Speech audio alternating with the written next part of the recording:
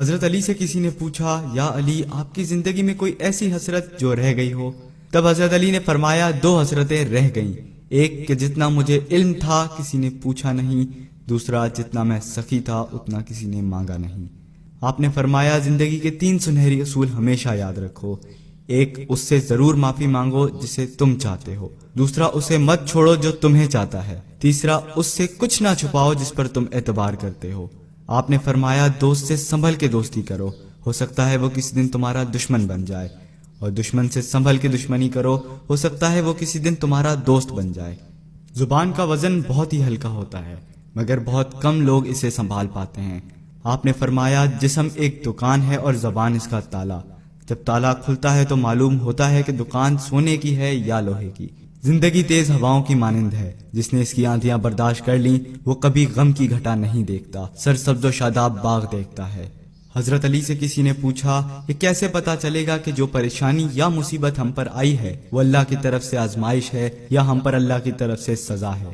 آپ نے جواب دیا، جو مصیبت تجھے اللہ کی طرف لے جائے وہ آزمائش ہے، اور جو مصیبت تجھے اللہ سے دور کر دے وہ سزا ہے۔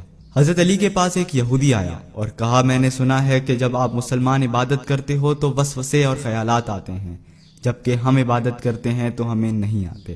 حضرت علی نے جواب میں فرمایا، اگر ایک گھر فقیر کا ہو اور ایک گھر امیر کا تو چور کہاں جائے گا؟ یہودی نے کہا، امیر کے گھر میں۔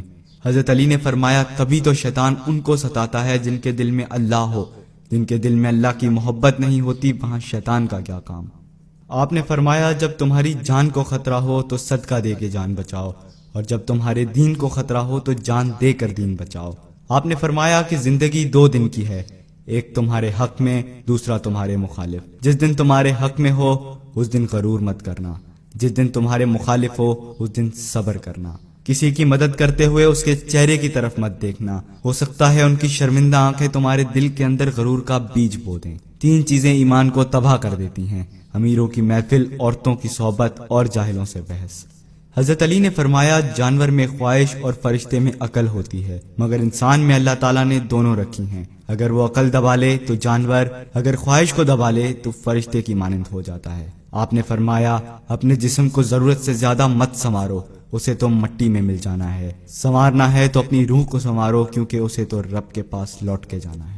مومن کی مثال ترازو کے پلڑے جیسی ہوتی ہے، جس قدر اس کے ایمان میں اضافہ ہوتا ہے اتنی ہی اس کی آزمائش بڑھتی ہے۔ آپ نے فرمایا، اچھے لوگوں کی ایک خوبی یہ بھی ہوتی ہے کہ انہیں یاد نہیں رکھنا پڑتا، وہ یاد ہی رہتے ہیں۔ آپ نے فرمایا، رزق کے پیچھے اپنا ایمان مت خراب کرو، کیونکہ رزق انسان کو اس طرح تلاش کرتا ہے جیسے مرنے والے کو موت۔ حضرت علی نے فرمایا، رشتے خون کے نہیں احساسات کے ہوتے ہیں، اگر احساس ہو تو اجنبی بھی اپنے ہو جاتے ہیں، اگر احساس نہ ہو تو اپنے بھی اجنبی ہو جاتے ہیں۔ ایک مرتبہ کساب آواز لگا رہا تھا، تازہ گوشت ہے لے لو۔ وہاں سے حضرت علی کا گزر ہوا، کساب نے آپ سے کہا، تازہ گوشت ہے لے جائیں۔ حضرت علی نے فرمایا، آج میری جیب اجازت نہیں دیتی۔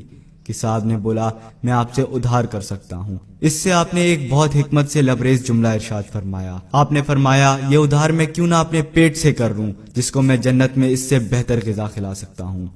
حضرت علی نے فرمایا، لفظ انسان کے غلام ہوتے ہیں مگر صرف بولنے سے پہلے تک، بولنے کے بعد انسان اپنے لفظوں کا غلام ہو جاتا ہے۔ آپ نے فرمایا، کوئی تمہارا دل دکھائے تو ناراض مت ہونا، کیونکہ قدرت کا قانون ہے، جس درخت کا پھل زیادہ میٹھا ہوتا ہے لوگ پتھر بھی اسی کو مارتے ہیں۔ آپ نے فرمایا، کسی کا عیب تلاش کرنے والے کی مثال اس مکھی جیسی ہے جو سارا خوبصورت جسم چھوڑ کر صرف زخم پر جا کر بیٹھتی ہے۔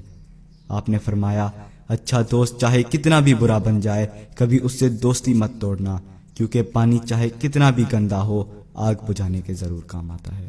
آپ نے فرمایا، زندگی کے ہر موڑ پر صلح کرنا سیکھو، کیونکہ جھکتا وہی ہے جس میں جان ہوتی ہے، اکڑنا تو مردے کی پہچان ہوتی ہے۔ دوست ہو یا پرندہ دونوں کو آزاد چھوڑ دو، اگر لوٹ آیا تو تمہارا، نہ لوٹ کر آیا تو تمہارا وہ کبھی تھا ہی نہیں۔ بادشاہ نے وزیر کو انگوٹھی دی اور کہا، اس پر کوئی ایسا فقرہ لکھوا لاؤ جسے میں خوشی میں پڑھوں تو اداس ہو جاؤں اور غم میں پڑھوں تو خوش ہو جاؤں۔ وزیر گیا اور انگوٹھی پہ یہ لکھوا لایا کہ یہ وقت بھی گزر جائے گا۔